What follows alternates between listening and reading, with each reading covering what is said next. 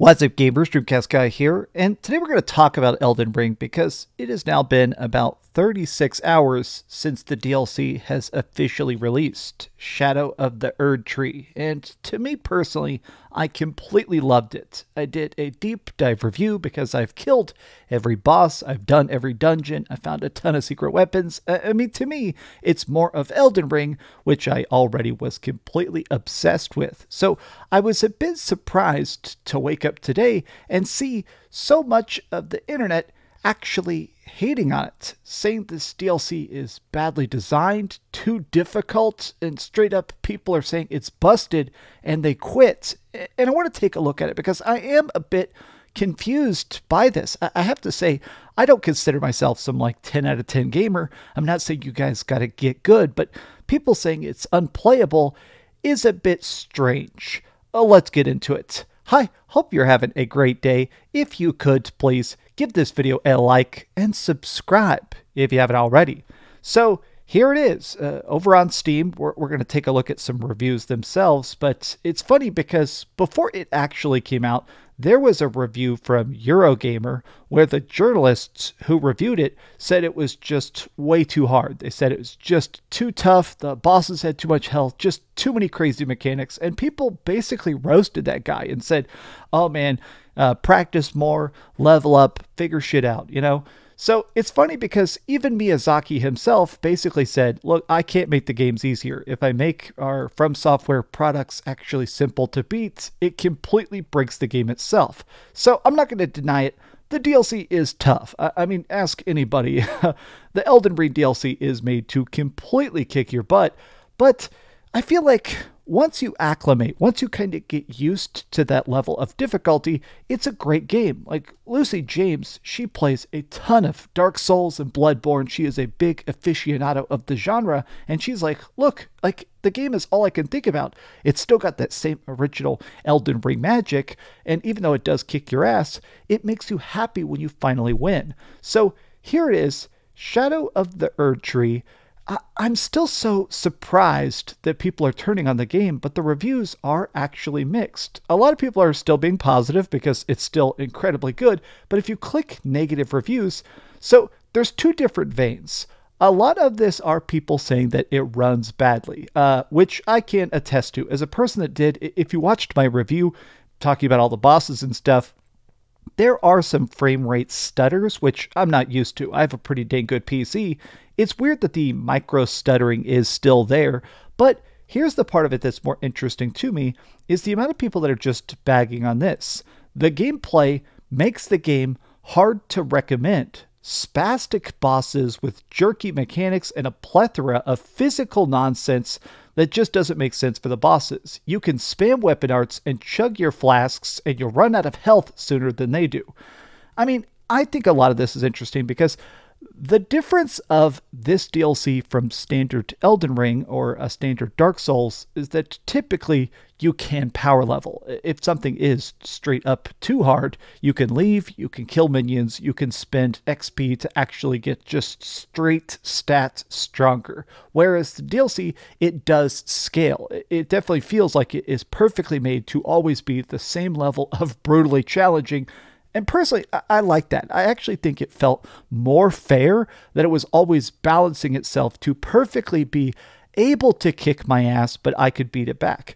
I actually even saw Asma Gold. He's like a mega big streamer. He tried to stream it and he said it was just too difficult. He has a long thing where he said in detail that he found it to be just way, way, way too hard. He said that the bosses kept one-shotting him, that he just could not outplay the incredible, insurmountable amount of just raw toughness, which Asma Gold has beaten every Dark Souls game.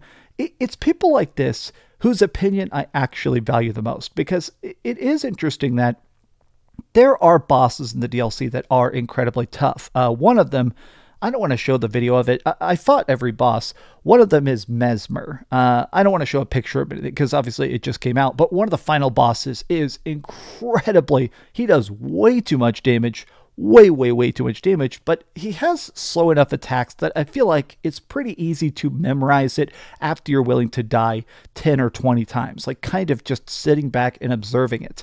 Additionally, I mean, there is easier options. You don't have to do a strength build. You can go bleed build. Like every From Software game gives you options of summons or changing of magic or actually using co-op to defeat people. It's interesting that even with all the assistance, a lot of people are saying this game is just absolutely unplayable. The game is now balanced for summons. Their game is now unplayable if you're trying to do it 1v1. Like that. Oh, sorry. The game is not unplayable, but it just feels like it's trying too hard. It's so interesting. The good, jaw-droppingly beautiful world, absolutely, you got to say that, blows anything in the base game out of the water. Legacy dungeons are far better than the base game. Fully agree. God dang, do these new dungeons look fantastic. They're also way better designed. Oh man, the bad. Recycled bosses. Get ready for 5 more copy-pasted giant dragons in the first couple hours and a major boss that's straight up recycled from the base game. Terrible camera. Now, I'll agree.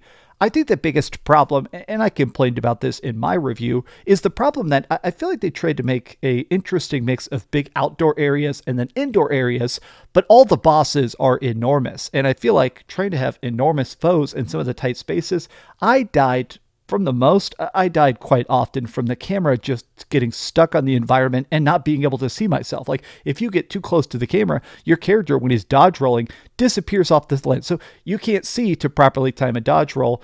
So yeah, terrible collision hitboxes. It's a dice roll if you're about to get ragdolled or if you're going to actually be able to dodge it. Amplified worse by the aforementioned terrible camera issues. You can take or leave it. There is a lot of difficulty spikes, whatever. It's all personal taste, but you should expect a From Software DLC to always be pretty dang tough. Man, in the current state, the DLC is just so bad. Man, I'm so fascinated by the fact that people are just complaining about the difficulty above all else. Man. Like, a lot of people are saying how much this game is a masterpiece. Man, holy God, this guy's writing his whole life story. Okay, next one here. Somehow worse than Ashes of Arendelle. Oh God, I always mispronounce that word. Sorry. I was hoping for a balancing patch that makes this slightly more bearable to play. I don't know how people are defending this. The whole Shadow Realm blessing system is flawed and shouldn't exist. Okay, I don't agree with this. Essentially, there's like these little nuggets of power-up you can buy or find, and they let you give yourself like a percentile boost, giving yourself more absorption, more damage dealt, stuff like that. It's interesting that they're acting like this is so game-breaking.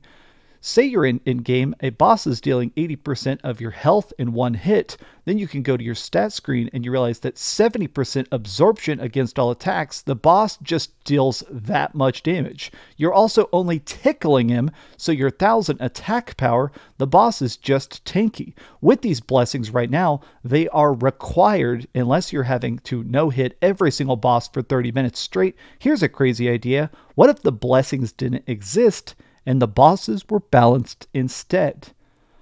Wow. Well, personally, I'm not saying these people are wrong. I'm not saying these people are right. I'm just saying that as a person that did finish it, as a person who did see all the cool areas, people are definitely enjoying it. It's definitely a game where everybody is still having a great time. I think it's just interesting. Like, overwhelmingly, people are still very positive. They're still way more positives than they are negatives. I guess I've just never expected to see a From Software game even get to mixed reviews. But what do you guys think? Do you think it is hard enough or just overly frustrating? Because I do think there's different types. Like, I am a guy whose job it is to play video games. I played the entire game before I even started the DLC. I put like 50 hours just practicing Elden Ring in the last week. So I am more fresh than a lot of these people. If you're like a soccer dad, or I had a guy send me a nice message that just said he's a cross-country trucker and he likes to listen to my videos to kill some time and stuff like that. I understand a person like that who probably isn't as practiced as I am. God, I love this boss. I understand a person like that not having the time and attention to be as skilled, but I don't know. It's one of those things where I wish that there was a happy medium. People that were able to enjoy it, even if it is kind of kicking your ass. But what do you guys think? Tell me your thoughts in the comments down below. If you enjoyed this video, be sure to give it a like, subscribe if you haven't already, and please keep dreaming. And get good. No, I'm not going to tell you to get good. You're already good. You're good in my heart. Thanks so much for watching that video. If you want to see something else, you can always click this link to see what I put up last, or, subscribe and see what's coming up next. Also, I promise that whatever I do, it'll try not to suck.